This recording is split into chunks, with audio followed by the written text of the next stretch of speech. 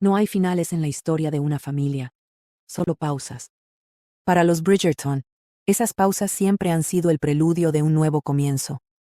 El amor, una vez encontrado, no se desvanece en la última página.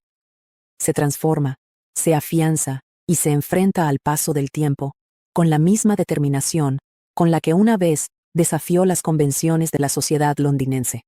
La matriarca de este clan, Violet Bridgerton, solía decir que la verdadera aventura comenzaba después del felices para siempre. Y tenía razón. Porque ¿qué ocurre cuando el duque y la duquesa de Hastings han criado a sus 4 hijos y el reloj biológico parece haberse detenido hace años? ¿Qué sucede cuando el vizconde y su vizcondesa, cuya relación se forjó en una partida de palamayo tan competitiva como su amor, se enfrentan a la siguiente generación? ¿Acaso los finales felices de los libros son realmente definitivos o son simplemente el punto de partida para la siguiente lección de la vida? Para responder a estas preguntas, debemos adentrarnos en los momentos que siguieron a esos famosos epílogos, en los rincones de las grandes mansiones, en los jardines donde antaño resonaban las risas de la juventud. La historia de los Bridgerton siguió escribiéndose con tinta invisible, en la forma de segundos epílogos que la propia Julia Quinn, como si fuera una historiadora secreta de la alta sociedad, nos ha legado. Nuestra historia comienza no con un joven enamorado, sino con una duquesa de 41 años, Daphne Bassett, quien, en la tranquilidad de su hogar en Hastings House, se enfrenta a un enigma matemático. Las matemáticas nunca fueron su fuerte, pero la cuenta que repasa en su calendario es implacable. 43 días desde su última menstruación. Un número que, en su mente, se convierte en una pregunta que susurra al vacío. No puede ser. Pero puede. 17 años después de dar a luz a su hijo menor, el vientre que creía haber quedado en paz con la edad, alberga una nueva semilla de vida.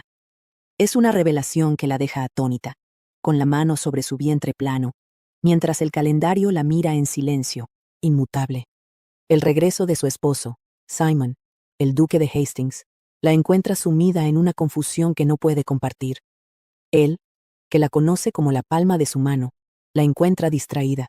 Hablan de sus hijas, de la temporada que se avecina, y la conversación deriva, como siempre, hacia los primeros años de su matrimonio, esa época de celo procreador, como ella misma lo define con descaro. Es un juego de palabras que despierta la chispa en la mirada de Simon, un brillo que ni 2 décadas de matrimonio han logrado apagar. Con la puerta cerrada y las cortinas visillos corridas, se entregan a la intimidad de su amor, un recordatorio de que la pasión, bien cuidada, no conoce de edades. Entre susurros de «te venero» y confesiones de amor eterno, Daphne guarda su secreto, sintiendo que la revelación debe esperar. Pero los secretos son difíciles de ocultar, sobre todo cuando el cuerpo comienza a hablar. Unos días después, un repentino mareo la obliga a correr al orinal, revelando la verdad a su hija Belinda, quien, con la perspicacia que caracteriza a los Bridgerton, pronto deduce que no se trata de un pescado en mal estado. La llegada de su hermano Colin con su esposa Penélope y sus 4 hijos trae consigo una distracción bienvenida, pero también una nueva preocupación. El pequeño Georgie, a punto de cumplir 3 años, no habla una sola palabra. La mirada de preocupación en los ojos de Penélope y Colin es inconfundible. Han venido buscando consejo, buscando a Simon, quien de niño padeció un tartamudeo que marcó su infancia. Es un eco del pasado que resuena en la casa, mientras Daphne, aún sin revelar su propio estado, observa a su hermano y a su cuñada, y ve en el silencio del niño la sombra del dolor que marcó a su propio esposo. Cuando Simon regresa, exhausto por los asuntos de su propiedad en Sussex, lo hace a un hogar que ya no es el que dejó. En la penumbra de su dormitorio, encuentra a Daphne descansando.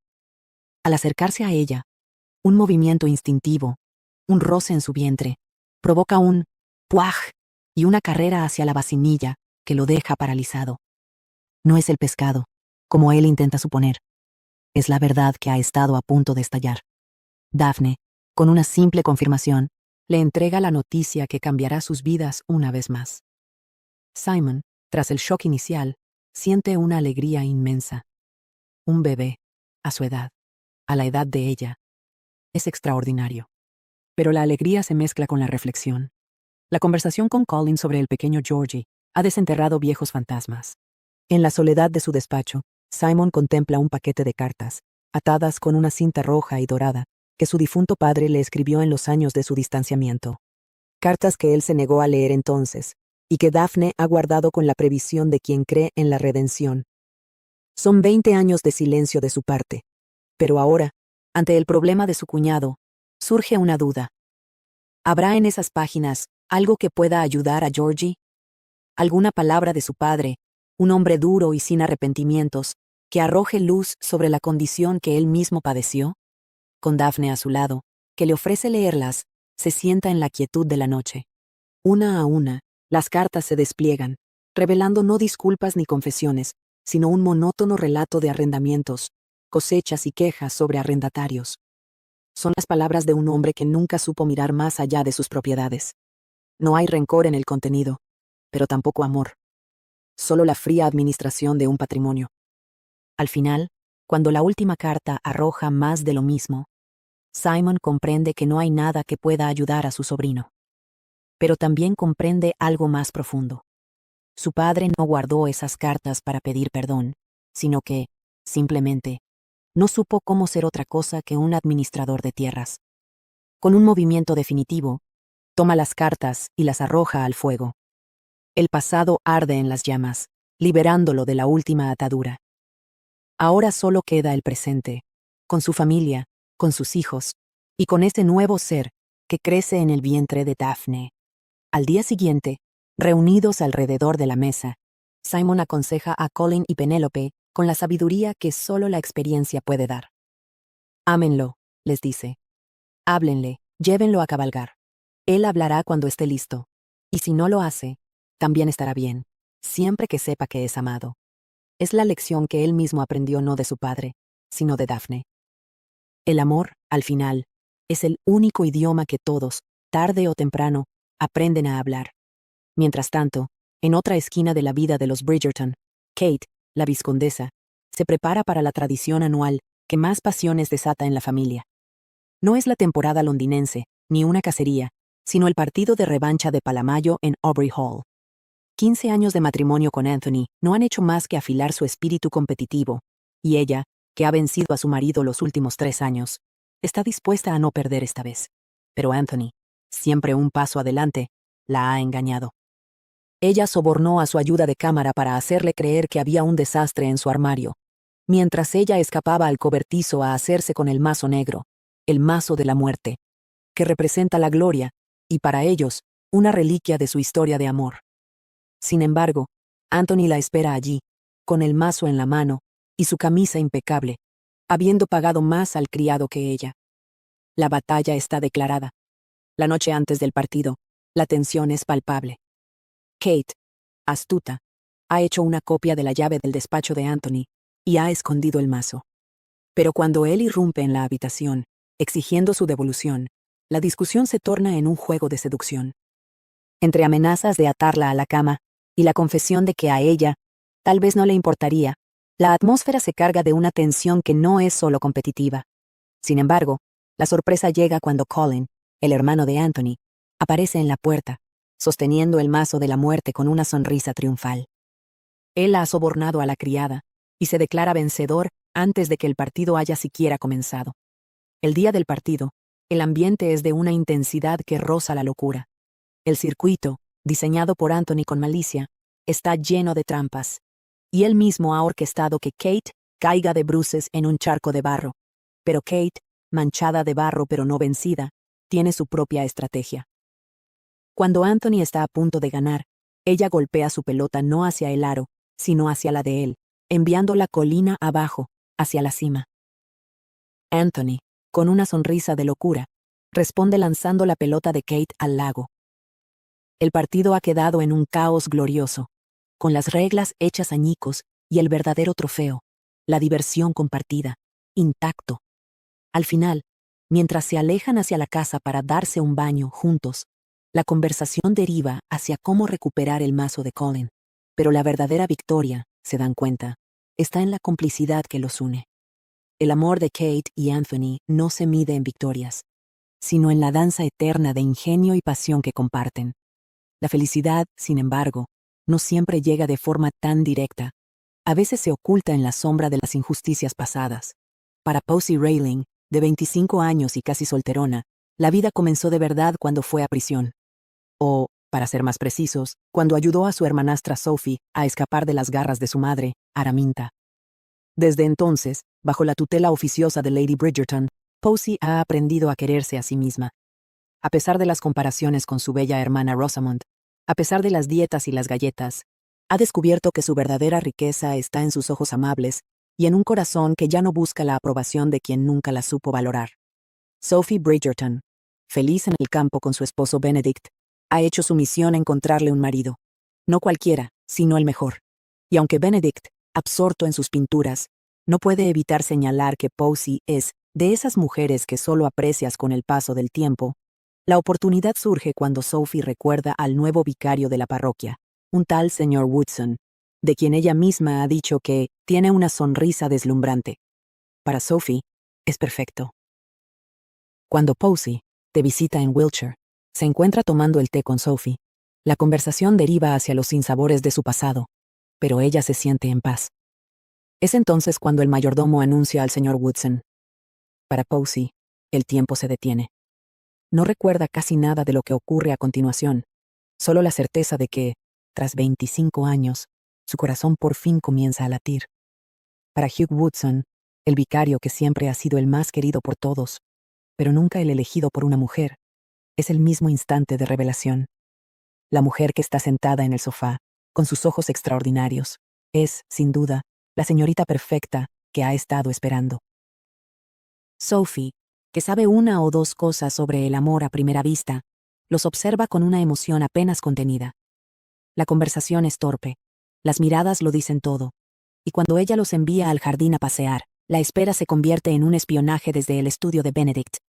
Desde la ventana, ven cómo la conversación se vuelve íntima, cómo las manos se rozan, y cómo, finalmente, se besan.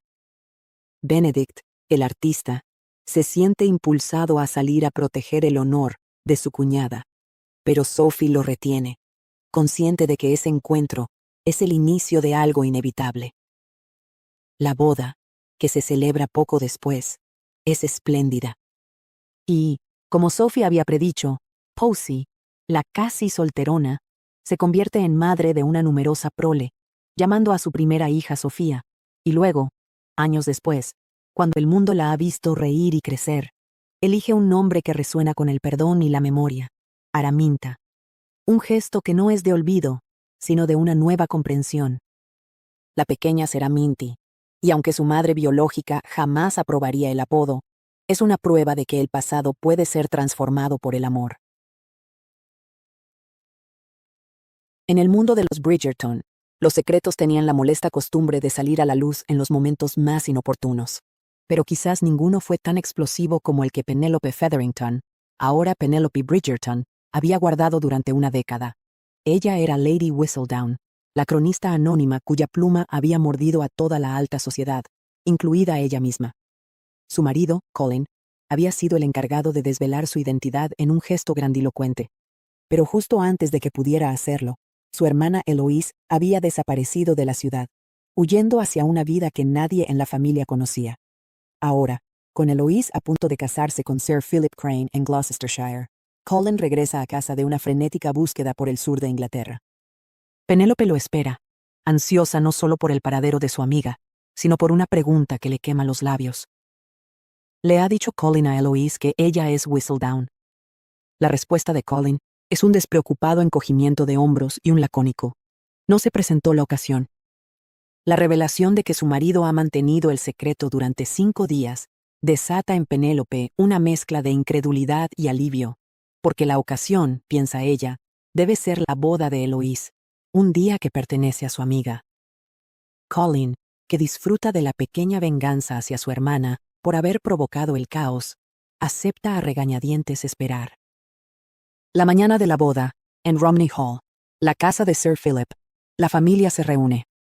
Violet, la madre, aguarda impaciente, mientras Penélope y Colin negocian con Hyacinth, la hermana menor, para que mantenga la boca cerrada a cambio de una considerable suma de dinero. Penélope, en su papel de dama de honor, Busca a Eloís y la encuentra en sus aposentos, radiante pero nerviosa. Entre el ajetreo del vestido y el peinado, Penélope percibe la fragilidad de su amiga y le pregunta si realmente desea ese matrimonio. La respuesta de Eloís es enigmática. Él es complicado. Y añade que el hombre al que va a unirse cree que ella habla demasiado. Algo que Penélope no puede negar, pero que encuentra adorable. Antes de que la ceremonia comience, Eloís detiene a Penélope. Con una sinceridad poco común en ella, se disculpa por haber guardado secretos, por no haberle contado lo de su correspondencia con Sir Philip. Es un momento de absoluta intimidad, en el que Penélope, que lleva consigo el secreto más grande de todos, siente una punzada de culpa. Eloís le pide perdón, y Penélope, sin poder confesar aún, lo concede, abrazándola con la esperanza de que su amiga también la perdone cuando la verdad salga a la luz. La boda se celebra. El rito es sencillo, pero la emoción que embarga a todos es profunda. Al finalizar, mientras los invitados se congregan en la recepción, Colin, que no puede resistirse a la tentación, comienza a urdir un plan para revelar el secreto de Penélope a Eloís. Penélope lo persigue por el salón, tratando de detenerlo, mientras Hyacinth, que ya ha cobrado su soborno, lo sigue con la agilidad de una sombra. En un pequeño salón apartado, Colin finalmente enfrenta a su hermana. Penélope, sin aliento y sabiendo que no hay escapatoria, se aclara la garganta y suelta la confesión. Soy Whistledown. Pero antes de que pueda disculparse o explicarse, Eloís la sorprende con una respuesta que deja a todos helados. Ya lo sé. La revelación no viene de Colin, ni de su madre, sino de la insaciable Hyacinth, quien, a cambio de 25 libras, le había vendido la información la noche anterior. La reacción de Eloís no es la ira que Penélope había temido. Hay un momento de incredulidad, un reproche juguetón, pero sobre todo, una profunda admiración. Eloís reconoce que jamás habría podido guardar un secreto así, y que está impresionada por la fortaleza de su amiga. El perdón es instantáneo, y la amistad, que podría haberse resquebrajado, se afianza en el entendimiento de que ambas han vivido sus propias fugas. Al día siguiente, en la posada donde Colin y Penélope se han alojado, llegan 3 cartas. Una de Violet, perdonándolos por haberse marchado temprano de la boda. Otra de Hyacinth, relatando los detalles de la fiesta, con un talento que Penélope reconoce como digno de la propia Whistledown. Y una de Eloís, dirigida solo a Penélope. En ella, su amiga no esconde su astucia. Le recuerda que su secreto fue mayor, y que por tanto, le debe un favor. El favor será consultado con Hyacinth. Una amenaza que hace palidecer incluso a Colin. Ante la perspectiva de que las 2 mujeres más implacables de la familia unan fuerzas, Colin y Penélope deciden prolongar su estancia en la posada, postergando el regreso a Londres. Es un respiro, pero también una advertencia. En la familia Bridgerton, nadie escapa a la justicia poética. Mientras Penélope ajusta cuentas con su pasado, otra Bridgerton, Eloís, comienza a construir su futuro en Gloucestershire, pero no sin antes enfrentarse al legado de los secretos que la precedieron. Su papel no es ya el de la hija rebelde, sino el de madrastra de 2 niños que llegaron a su vida con las cicatrices de una infancia difícil. Su hijastra, Amanda, ha crecido y se ha convertido en una joven de 19 años, de espíritu independiente y lengua afilada. Es ella quien, años después, nos narra su propia historia de amor, demostrando que la herencia de los Bridgerton no es solo de sangre, sino de carácter. Amanda Crane, la hija melliza de Sir Philip y su primera esposa, no es una joven común. Criada por Eloís, a quien llama madre, ha aprendido a valorar la honestidad por encima de todo. En la tranquila campiña de Gloucestershire, rodeada de una familia que la adora, ha rechazado la idea de una temporada en Londres, prefiriendo la libertad del campo a las restricciones de la ciudad. Pero su madre, siempre perspicaz, no pierde la esperanza de verla bien casada. Un caluroso día de verano, mientras toma el té con la familia Brougham, vecinos de la finca, Amanda se ve envuelta en una conversación que despierta su curiosidad.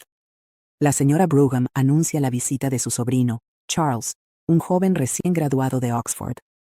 Las hermanas Brougham, que de niñas lo consideraban una bestia, se muestran de repente interesadas, lo que hace que Amanda lo espere con una mezcla de escepticismo y diversión. Cuando finalmente lo conoce, vestida con su traje de montar para un paseo que no sabe si se llevará a cabo, se encuentra con un joven apuesto, de cabello oscuro y mirada cómplice. No es amor a primera vista, porque Amanda no cree en esas cosas, pero hay una sensación de complicidad, de entendimiento mutuo, que la sorprende. Charles Faraday, que también ha sido engañado por su tía, se alegra de encontrar en Amanda un escape de sus primas. Juntos, en lugar de cabalgar, caminan y hablan durante horas, compartiendo historias de infancia, de travesuras y de cómo la llegada de Eloise a Romney Hall salvó a Amanda y a su hermano Oliver. Él le confiesa que su hermano Ian es el hijo perfecto, el favorito de todos, mientras que él es el que siempre mete la pata. Amanda, a su vez, le cuenta cómo ella y Oliver intentaron ahuyentar a Eloise con un cubo de harina. Es una confesión que revela no solo la rebeldía de su infancia, sino la profunda gratitud que siente hacia la mujer que les devolvió la estabilidad.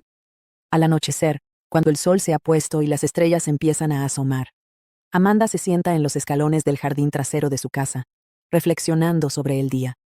Su padre, Sir Philip, la encuentra allí, con las manos aún sucias de tierra del invernadero. La conversación entre ellos es íntima y reveladora. Él le pregunta si ha visto alguna estrella fugaz para pedir un deseo, y ella responde que no. Él confiesa que siempre tiene deseos, sobre todo la salud y la felicidad de sus hijos. Le dice que ser padre es lo más aterrador del mundo, y que ahora, al verla convertida en una mujer, solo espera haberla criado lo suficientemente bien como para que tome decisiones sensatas. Es un momento de transición, en el que Amanda cruza un umbral hacia la edad adulta, con el amor de su padre como faro. 6 meses después, Amanda se casa con Charles. La boda es el resultado de un noviazgo adecuado y un compromiso que, según confiesa la propia Amanda, fue algo menos decoroso. El relato de su noche de bodas y los juegos posteriores con su marido es una muestra de que la pasión y el humor son parte del legado familiar. Cuando, años después, su madre Eloise intenta darle una charla prematrimonial, la víspera de la boda, Amanda ya sabe todo lo que necesita, habiendo heredado no solo el apellido, sino la audacia de la mujer que la crió. La vida con Charles, en una casa propia cerca de su familia, es una nueva aventura, donde incluso las visitas inesperadas de su padre, que ahora es amigo de su marido, no logran empañar la intimidad que comparten. Amanda se ha convertido en una Bridgerton de corazón, y su historia es el testimonio de que el amor, cuando es verdadero, siempre encuentra su lugar. Mientras Amanda descubría el amor en Gloucestershire, en las tierras altas de Escocia, Francesca Bridgerton Sterling, condesa de Kilmartin, libraba su propia batalla silenciosa. Para ella, la felicidad no había sido un camino recto. Tras la muerte de su primer marido, John, encontró un segundo amor en Michael, el primo de este, un hombre que la había amado en secreto durante años. Su matrimonio era una fuente de alegría, pero había una sombra que la perseguía, el deseo de tener un hijo, un anhelo que se había convertido en una obsesión silenciosa que contaba los días en un papel escondido en el fondo de un cajón. Francesca había aprendido a ocultar su dolor, a sonreír en el desayuno y a fingir que no le importaba la llegada de la menstruación, ese recordatorio mensual de su esterilidad. Su marido, Michael, lo sabía. Veía la tristeza en sus ojos, y en lugar de alejarse, se acercaba a ella con más ternura, besándola en la frente con más frecuencia, como si quisiera absorber su pena con su propio cuerpo. Él también sufría, no solo por ella, sino porque el vacío que sentía al no poder darle lo que ella más deseaba, se estaba convirtiendo en su propia angustia. La primavera trajo consigo el bautizo de la hija de Hyacinth en Aubrey Hall, la casa familiar en Kent. Francesca viajó sola desde Escocia, mientras Michael se ocupaba de unos negocios en Edimburgo. Al llegar, la calidez de su familia la envolvió. Su madre, Violet, la recibió con un abrazo, y juntas se detuvieron frente al famoso cuadro de Fragonard que su padre había regalado a su madre años atrás. Francesca confesó que aquella imagen de una joven con una nota y un ramo de flores le recordaba el matrimonio de sus padres, la risa de su padre que aún resonaba en su memoria. Fue un momento de ternura que pronto se tornó amargo cuando Violet, al mencionar los embarazos de Eloise y de Lucy, la esposa de Gregory, dejó escapar un «lo lamento». Francesca, que ya había aprendido a reprimir sus emociones, sintió que algo se rompía. Le pidió a su madre que no sintiera lástima, que se alegrara por sus hermanas. Fue un instante de dolor compartido. que culminó en un abrazo silencioso entre madre e hija, un momento en el que, por primera vez en mucho tiempo, Francesca dejó caer las lágrimas que había contenido durante años. Cuando Michael llegó 2 días después, la encontró jugando con sus sobrinos en el jardín. La vio reír, bailar con Charlotte, la hija de Anthony, y sintió que algo en ella había cambiado. Más tarde, esa misma noche, cuando el resto de la familia se había retirado, la intimidad entre ellos se convirtió en algo nuevo. Francesca, que solía ser más reservada, tomó las riendas. Lo llevó a un claro del jardín, y con una determinación que Michael no recordaba haber visto antes, lo amó con una intensidad que trascendía el placer. Fue un acto de entrega, pero también de toma de poder. Cuando él le preguntó si era su momento del mes, ella, que siempre llevaba la cuenta, se quedó en blanco. No lo sabía. Por primera vez, los números habían dejado de importar. La visita se prolongó más de lo previsto. Francesca se sentía diferente, más ligera, más feliz. Incluso se atrevió a hablar con Eloise sobre el amor por los hijos, una conversación que antes le habría resultado insoportable. Eloise, que había sido madrastra antes de tener hijos biológicos, le confesó que el amor no se mide en niveles. No es menos, le dijo. Es diferente. Esa conversación, junto con el abrazo de su madre, la liberaron. Cuando, una noche, Michael le preguntó si creía que estaba embarazada, Francesca no supo responder, pero algo en su interior le decía que sí. Sintió una certeza que no podía explicar, una conexión con ese ser que aún no sabía si existía. Michael, que había temido otra pérdida, se aferró a su esperanza. Decidieron guardar el secreto hasta estar seguros, para que el tiempo fuera solo de ellos. Un año después, Violet aguardaba en Aubrey Hall la llegada de Francesca y Michael. Hacía más de 12 meses que no veía a su hija, y la espera se le hacía eterna. Cuando el carruaje de los Kilmartin se detuvo frente a la casa, Violet salió a recibirlos, y lo que vio la dejó sin aliento. Francesca bajó del carruaje con un bulto entre los brazos, y al acercarse, Violet vio el rostro de un bebé que la miraba con una expresión increíblemente sabia. «Mamá, te presento a John», dijo Francesca. Las lágrimas brotaron de los ojos de Violet, que tomó al niño entre sus brazos, sintiendo que la alegría que había estado esperando durante años por fin la desbordaba. El pequeño John, que llevaba el nombre del primer marido de Francesca, era la prueba de que la vida, con paciencia y amor, encuentra sus caminos. Y mientras Violet lo mecía, Francesca susurró a Michael que quizá, algún día, le buscarían una hermanita. La promesa se cumpliría 9 meses después con el nacimiento de Janet Helen Sterling, que sería, según todos, una copia exacta de su padre. En la vasta galería de los Bridgerton, Hyacinth St. Clair siempre había sido la más indomable, la más audaz, la que movía los hilos desde la sombra con una astucia que aterrorizaba a sus hermanos. Ahora, con 41 años y una hija en edad de debutar, Hyacinth descubría que la justicia poética tenía una forma muy particular de manifestarse. Su hija, Isabella, era su viva imagen, y cada día le recordaba todas las travesuras que ella misma había infligido a su madre, Violet, décadas atrás. La temporada en Londres se avecinaba, y Hyacinth se encontraba en la modista con Isabella, quien rechazaba con una determinación férrea todos los colores que su madre sugería. El rosa, no. El púrpura, tampoco. El azul no le gustaba, y el rojo era insoportable. Era una lucha que Hyacinth conocía bien, porque ella había sido exactamente así. Mientras su hija protestaba con argumentos que rozaban lo escandaloso, Hyacinth solo podía pensar en su propia madre, Violet, y en todas las veces que le había dicho, «Espero que tengas una hija igualita a ti». Y la había tenido, y era maravilloso, y a la vez agotador.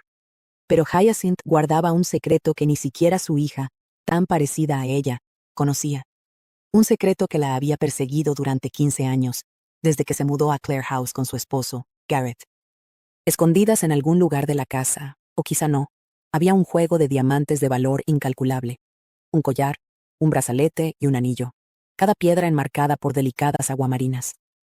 Hyacinth las había buscado en cada rincón. Había movido muebles, levantado alfombras, inspeccionado cada azulejo de cada lavabo. Pero las joyas seguían siendo un fantasma, una obsesión que su esposo, Gareth, consideraba una quimera. Él le había ofrecido comprarle un collar nuevo, pero Hyacinth se negaba. No era cuestión de dinero, sino de principios. Era la necesidad desesperada de echar el guante a esas malditas piedras y demostrar que no había estado loca todos esos años. Un día, mientras Gareth trabajaba en su despacho, Hyacinth retomó su búsqueda en el lavabo del cuarto infantil, un lugar que ya había revisado una docena de veces. Pero esta vez, algo era diferente. Sus ojos, entrenados por años de inspección, detectaron una pequeña grieta en el yeso que rodeaba uno de los azulejos turcos. Con un pequeño cincel que siempre llevaba consigo, insertó la punta en la grieta y la retorció. El azulejo saltó con un estrépito que resonó en el pequeño cuarto, dejando al descubierto una cavidad oculta.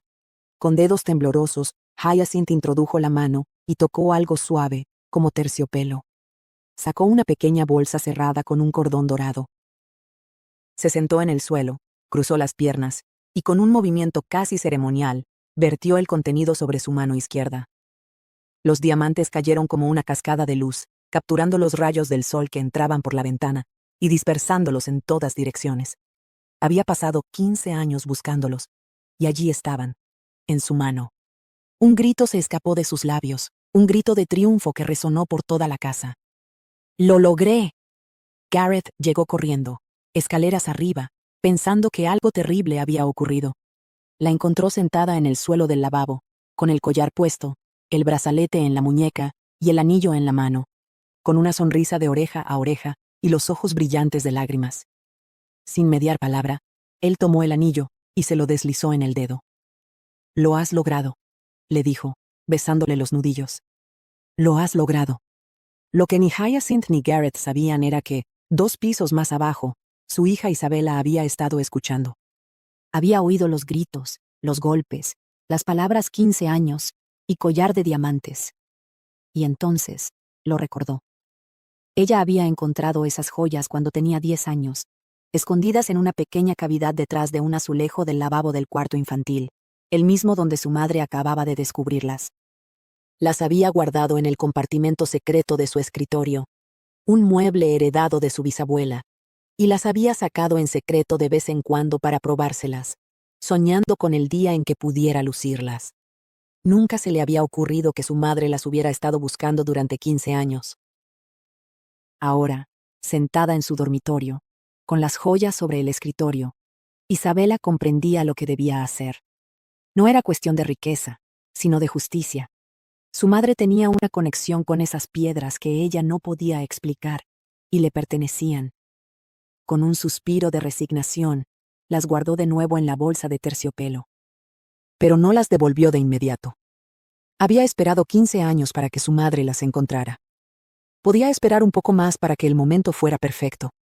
Un año después, Hyacinth, en uno de sus accesos de búsqueda, se encontró de nuevo en el lavabo del cuarto infantil. Esta vez, la grieta la llevó a un descubrimiento que la dejó sin aliento. Pero cuando Gareth llegó, la encontró no con las joyas, sino con una pequeña nota en la mano. Era de Isabela, y decía algo así como: «Mamá, las encontré cuando tenía 10 años. Estaban detrás de un azulejo. Las guardé porque eran preciosas. Ahora te las devuelvo porque sé que son tuyas. Te quiero, Isabela». Hyacinth no supo si reír o llorar. Su hija, su fiel reflejo, había sido más astuta que ella.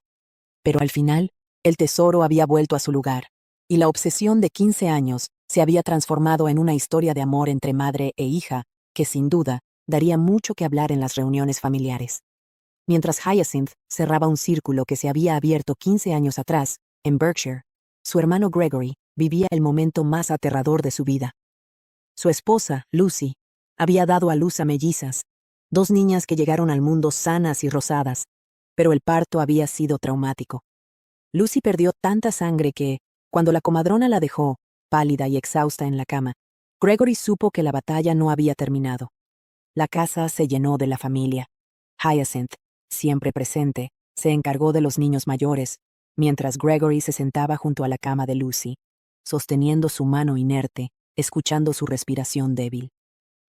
Ella se despertaba por momentos, decía una palabra, bebía un sorbo de agua, y volvía a hundirse en un sueño profundo. Él le hablaba, Le cantaba el estribillo tonto que su hija Hermione había inventado años atrás. La, Lucy. Y mientras lo hacía, pensaba en todo lo que ella significaba. Lucy no era solo su esposa, sino el centro de su universo. Ella era la muchacha que no había sabido que amaba hasta que casi fue demasiado tarde, y ahora no podía imaginar su vida sin ella. En medio de la noche, cuando el silencio de la casa era absoluto, Lucy abrió los ojos.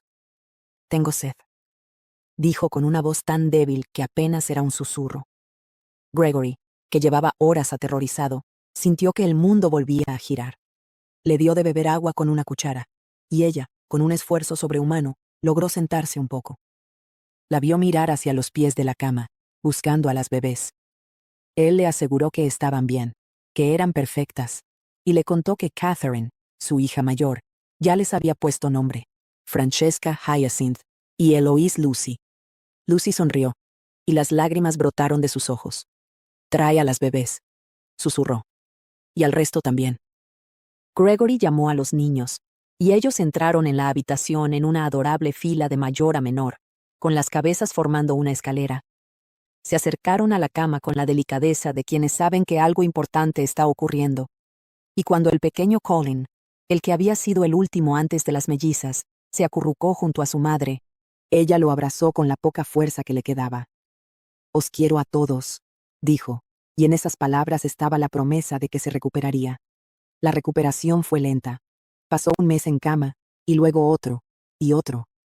Pero Gregory no se movió de su lado. Le llevaba a los niños para que los viera, le traía cartas de la familia, le leía en voz alta. Y una noche, cuando las mellizas cumplían 3 meses, y Lucy por fin pudo sentarse sola en la cama sin marearse, él le dijo: «Creo que ya hemos tenido suficientes hijos». Ella rió, y fue la primera vez que su risa sonó igual que antes. «Creo que tienes razón», respondió.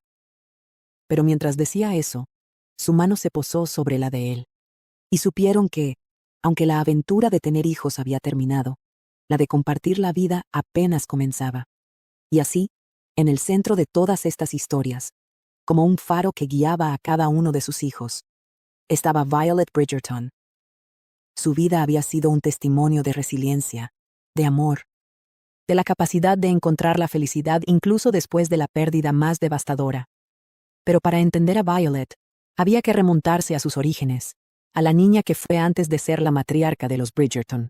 Corría el año 1774, y Violet Ledger tenía 8 años y medio, aunque su corta estatura la hacía parecer más pequeña. Era la única hija de su generación en la familia, mimada por todos, pero con un espíritu tan indomable como el de su futura descendencia.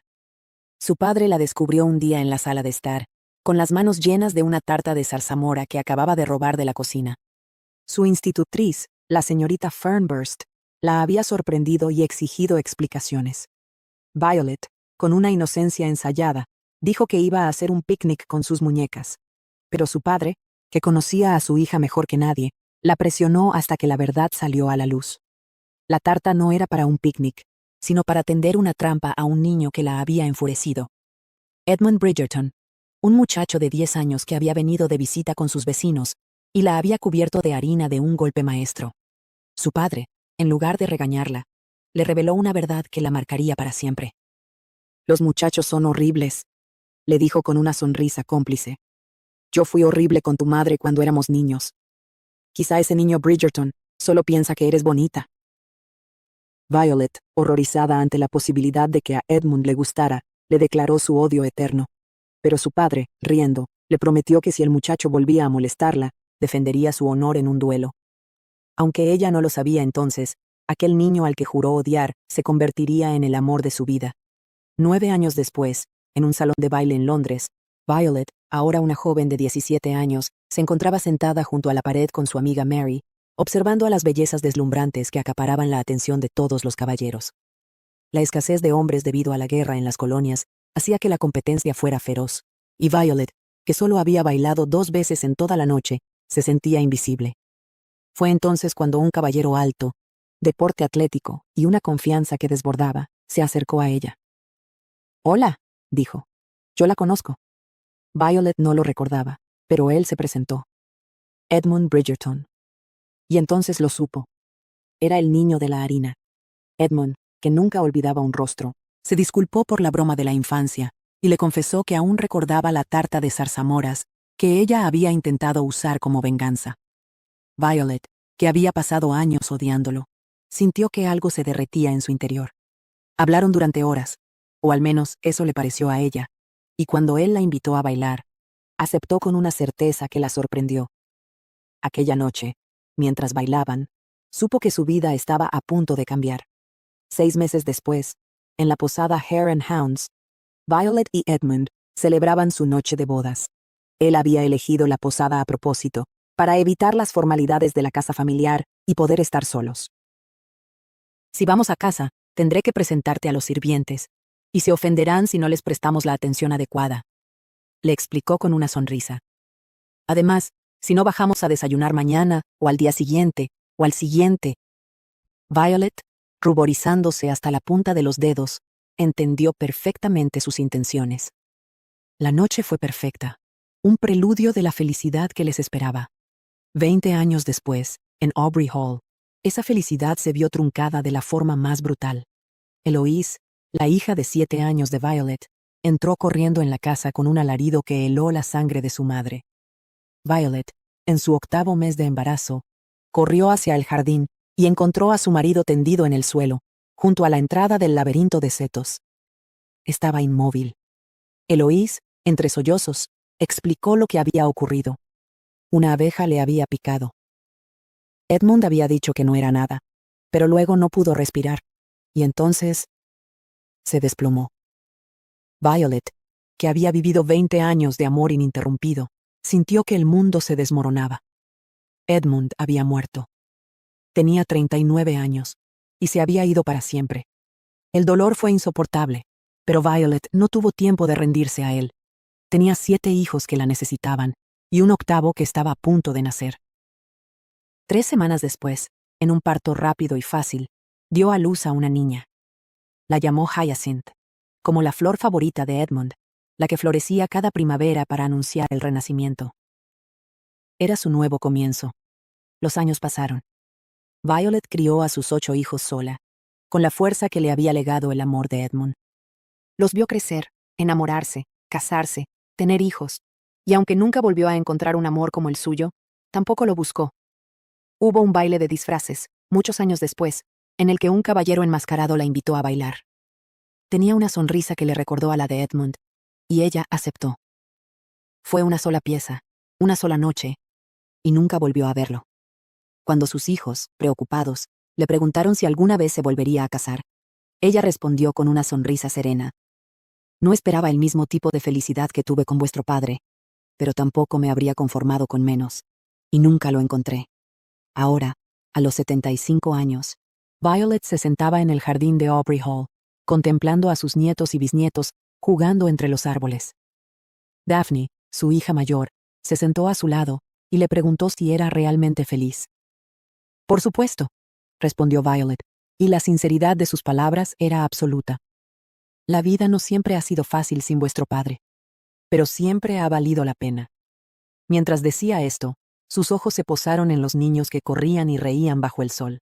Eran 33 nietos y 5 bisnietos, la prueba viviente de que el amor de Edmund no había terminado con su muerte, sino que se había multiplicado en cada uno de ellos. Y cuando una de sus nietas pequeñas, que tenía el mismo cabello castaño de Edmund, se acercó corriendo para darle un beso, Violet cerró los ojos y sonrió. En el viento, entre las risas de los niños, le pareció oír la risa de su esposo, la risa que nunca había dejado de acompañarla. Los Bridgerton, pensó, no eran solo una familia, eran una fuerza de la naturaleza. Y su historia, la historia que Julia Quinn había tejido a lo largo de 8 novelas, no era un cuento con un final feliz, sino un ciclo infinito de amores, pérdidas y reencuentros. Cada segundo epílogo era un recordatorio de que, después del felices para siempre, la vida seguía, con sus desafíos, sus alegrías y sus pequeños milagros. Y mientras Violet observaba a su familia, supo que ese era su verdadero legado, no las joyas perdidas, ni los títulos heredados, sino la certeza de que el amor, cuando es verdadero, trasciende el tiempo. Y así, entre las páginas de este libro que todos los seguidores de los Bridgerton estaban esperando, Julia Quinn nos regalaba un broche de oro. La historia de Violet, la matriarca, la mujer que lo había perdido todo y lo había reconstruido todo, que había amado con la intensidad de una juventud eterna y había envejecido con la sabiduría de quien sabe que la felicidad no es un destino, sino un camino que se recorre cada día. Porque al final, la familia Bridgerton no era solo una colección de finales felices. Era una celebración de la vida misma, con sus imperfecciones, sus sorpresas y su infinita capacidad para reinventarse. Y mientras la última página se cerraba, quedaba la certeza de que, en algún rincón de Londres o en los verdes campos de Kent, un nuevo capítulo estaba a punto de comenzar. En el gran tapiz de la familia Bridgerton, cada hilo tenía su color, su textura, su historia. Pero había un hilo que recorría todos los demás, invisible, pero esencial, que daba cohesión y sentido a la trama completa. Era el de Violet Ledger Bridgerton, la matriarca, la mujer que había visto nacer una generación y había guiado a la siguiente con la sabiduría que solo el amor y la pérdida pueden otorgar. Para entender quién era Violet, había que volver a ese jardín de Aubrey Hall donde, años después de la muerte de Edmund, ella se sentaba a contemplar a sus nietos. No era una mujer que viviera en el pasado, pero tampoco lo rehuía. Había aprendido a convivir con la ausencia, a convertir el vacío en un espacio fértil donde pudieran crecer nuevas alegrías. Su relación con cada uno de sus hijos era única, porque ella había hecho un esfuerzo consciente por verlos no como un colectivo, sino como individuos. Cuando Francesca, la más reservada, la más distante, había sufrido en silencio por su infertilidad, Violet había aprendido a callar, a no ofrecer consuelos vacíos, a estar presente sin invadir. Y cuando finalmente Francesca había dado a luz a John, el bebé que llevaba el nombre de su primer amor, Violet lo había sostenido entre sus brazos y había sentido que el círculo se cerraba. No porque Francesca hubiera necesitado un hijo para ser completa, sino porque la alegría de su hija era también la suya. Con Eloise, la más rebelde, la que había huido de su propia boda antes de saber que existía, Violet había aprendido a soltar. Había sido la primera en aceptar que su hija no seguiría los caminos convencionales. Y cuando Eloise se casó con Sir Philip Crane, un hombre que había perdido a su primera esposa y criaba a 2 niños solitarios, Violet supo que su hija había encontrado no solo un marido, sino una misión. La transformación de Eloise de muchacha revoltosa a madrastra dedicada fue para Violet una lección de que el amor no siempre llega de la forma que uno espera. Pero cuando llega, lo cambia todo. Con Colin y Penélope, la historia fue diferente. Violet había sido la primera en notar que Penélope Featherington, la amiga inseparable de Eloise, miraba a su hijo con unos ojos que no eran solo de amistad.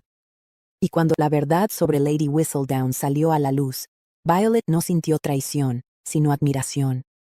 Aquella muchacha que se había pasado años escribiendo sobre la alta sociedad, desde las sombras, había demostrado tener una inteligencia y una valentía que pocos en Londres poseían.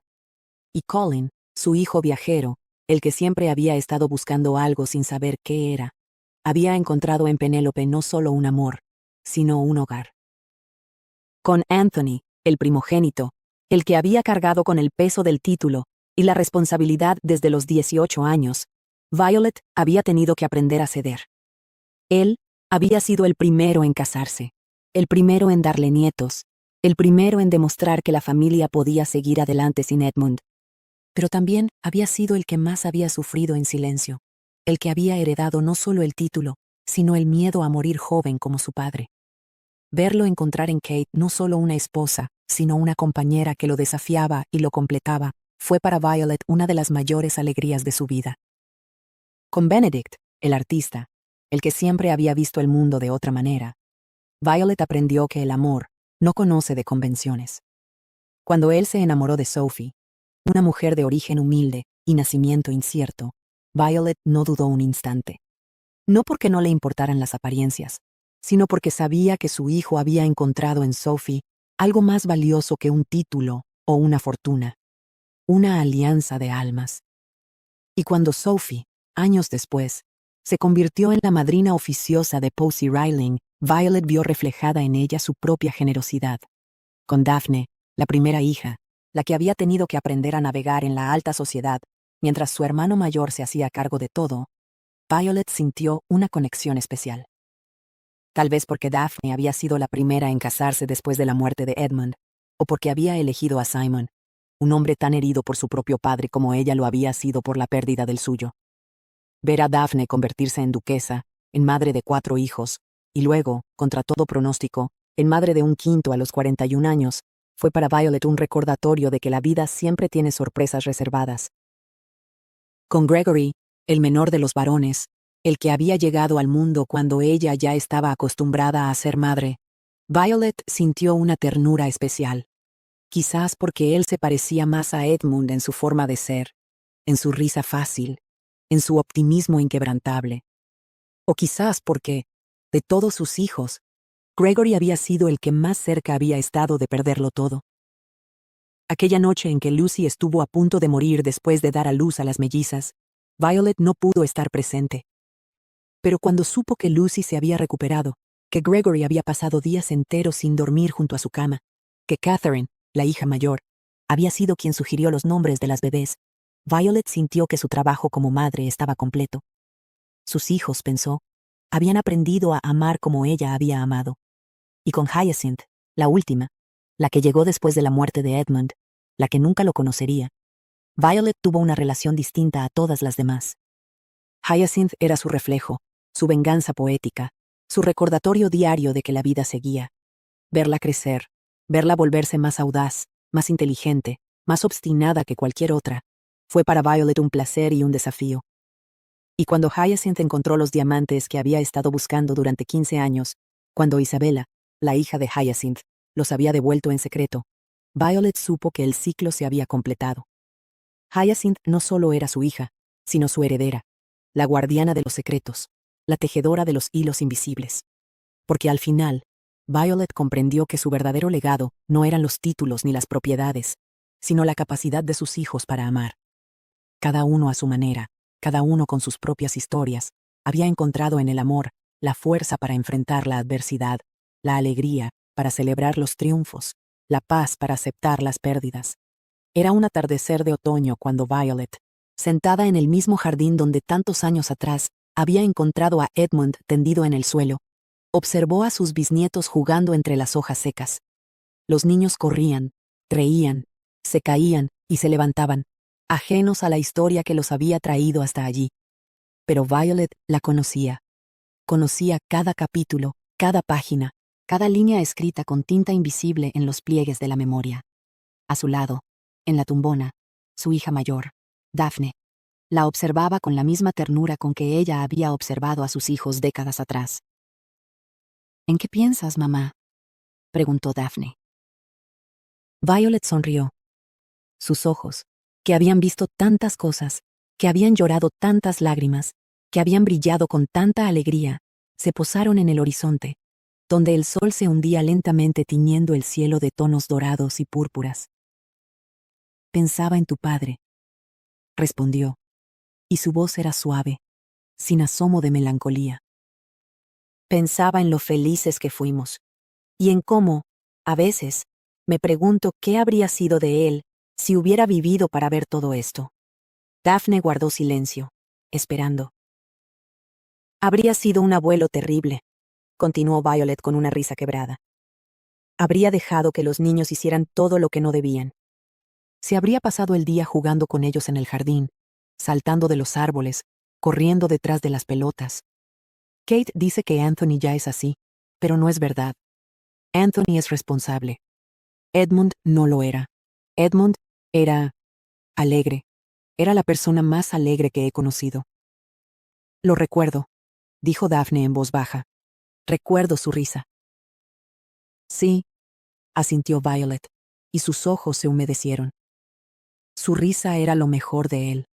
Permanecieron en silencio un largo rato, viendo cómo los niños se despedían del día, cómo las madres los llamaban para llevarlos a cenar, cómo el jardín se iba quedando vacío y tranquilo. Nunca te volviste a casar, dijo Daphne, y no era una pregunta. No. ¿Por qué? Violet tardó en responder.